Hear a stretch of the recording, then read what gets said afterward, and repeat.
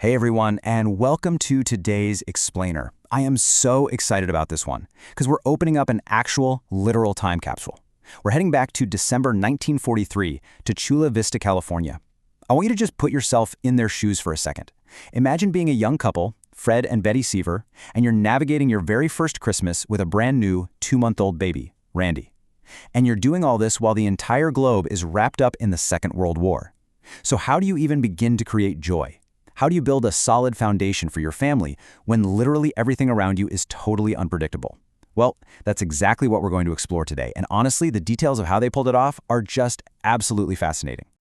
To really get into their mindset, I want you to hear this quote. It perfectly captures the vibe. A determination to be cheerful that was not false, exactly, but that carried underneath it an awareness of everything that made cheer necessary. You know, this wasn't some breezy, made-for-TV holiday movie cheer.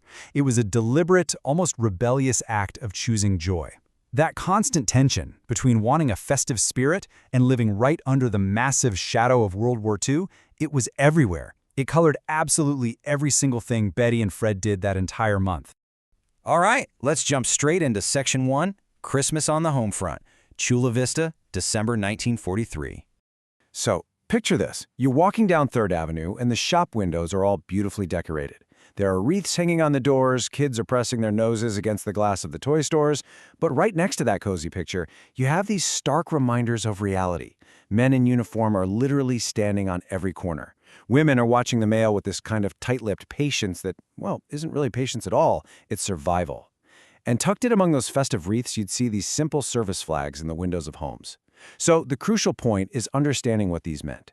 A blue star meant a family member was actively serving. A gold star?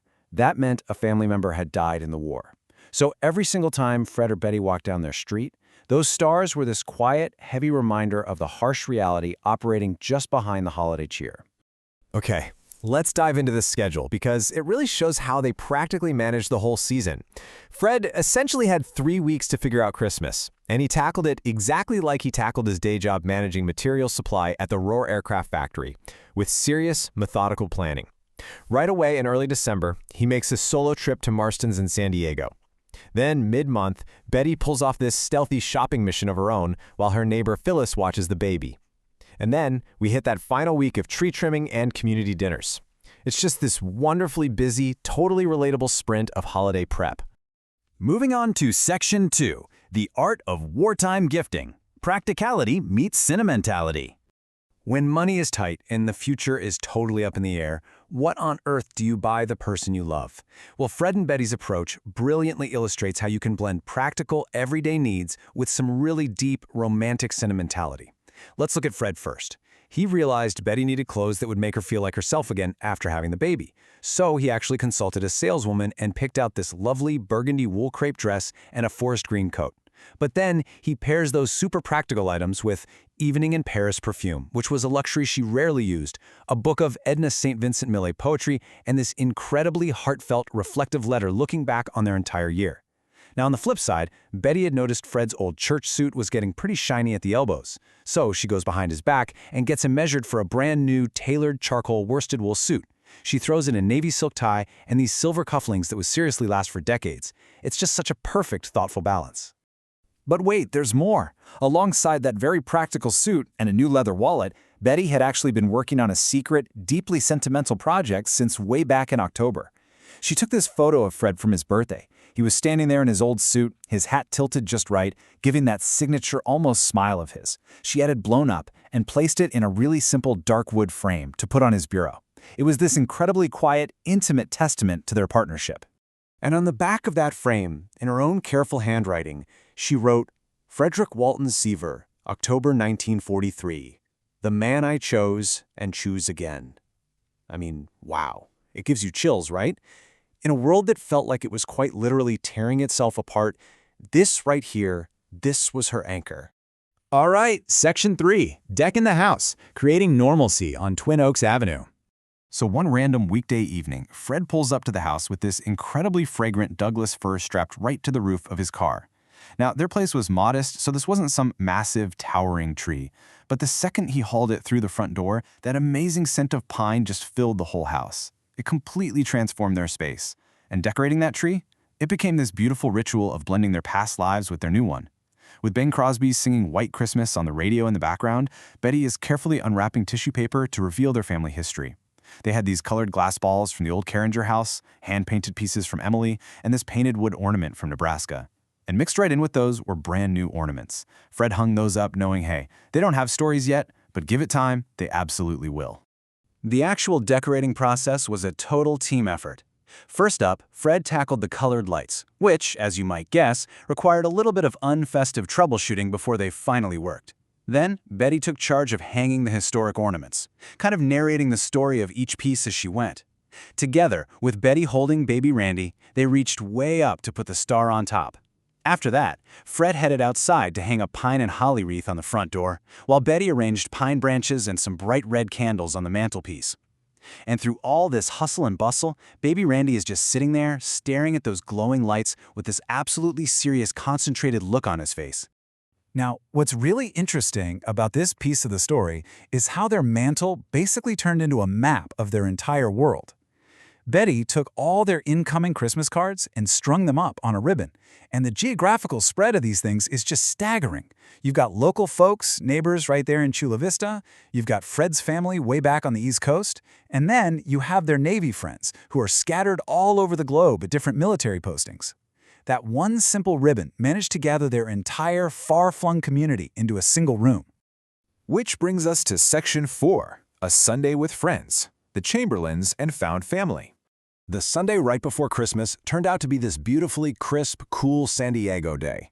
Fred actually had the day off from the factory, so they dressed little Randy up in this completely ridiculous but totally amazing red flannel outfit that Betty had sewn herself. Then they packed up the car and drove over to see their friends, the Chamberlains. These folks were essentially their found family, and guys, when they walked in the door, 17-year-old Marcia Chamberlain practically flew down the staircase. Get this, Marcia had been secretly practicing holding a neighbor's baby twice a week for an entire month, just so she'd be ready to hold Randy. I mean, talk about absolute determination, and it paid off. She even managed to get Randy to laugh by blowing on his cheek, and you could tell she was just over the moon about the whole thing. So after they finished off a fantastic roast chicken dinner, everyone gathered around the fireplace to swap gifts. The Chamberlains gave Randy this brightly painted wooden Noah's Ark, plus a cream cap that Marcia had literally taught herself how to knit just for him. The Seavers, meanwhile, brought a fruitcake for Aunt Emily, some perfume for Dorothy, a pocket diary for Marshall, and for Marcia, well, Marcia really wanted to do something meaningful with her life, so they got her a book on nursing care. And the serious, reverent way she accepted it, it totally proved they hit the nail on the head. They knew exactly who she was becoming. But you know, even wrapped in all that warmth and friendship, the reality of 1943 was always hovering right there at the edges. Right before they ate that dinner, Marshall Chamberlain said grace, and he made a point to include the servicemen specifically, with a particular sincerity that made Fred look down at his plate for a moment. It was this very sudden, very heavy pause right in the middle of all the joy and laughter. A stark reminder of the friends from those Christmas cards on the mantle who were stationed miles from home fighting a global war. And that leads us directly into our final part, Section 5, the meaning of it all, acts of defiance and building a life. When you really look at it, every single string of lights they hung, every tailored suit they bought, every dinner they shared, these weren't just cute holiday traditions. They were genuine acts of defiance. Defiance against the darkness and the fear of the time. Fred and Betty were drawing a line in the sand, absolutely refusing to let the chaos stop them from building a life centered on love and human connection. Later that night, they're driving home in the pitch dark. Randy is finally fast asleep in the back seat. And as they drive, the warm, bright lights of the Chamberlains' house slowly fade away in the rearview mirror, leaving them wrapped in the quiet, peaceful intimacy of the car. Suddenly breaking that comfortable silence, Fred just looks over and says, "Good people." And Betty smiles and replies, "The best kind." It is such a brief, simple exchange, but it so perfectly captures the incredible, grounding power of community and a shared meal. They had each other, they had their friends, and together, despite everything, they had carved out this beautiful little pocket of peace. So I want to leave you with a thought to chew on today. How does small, everyday domestic traditions and close community bonds actually build the resilient foundation of our lives, especially when times feel the most uncertain?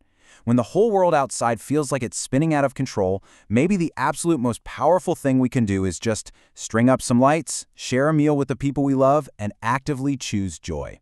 Thank you so much for hanging out with me for this explainer today. I'd love for you to think about how you're building your own resilient traditions right now. See you next time.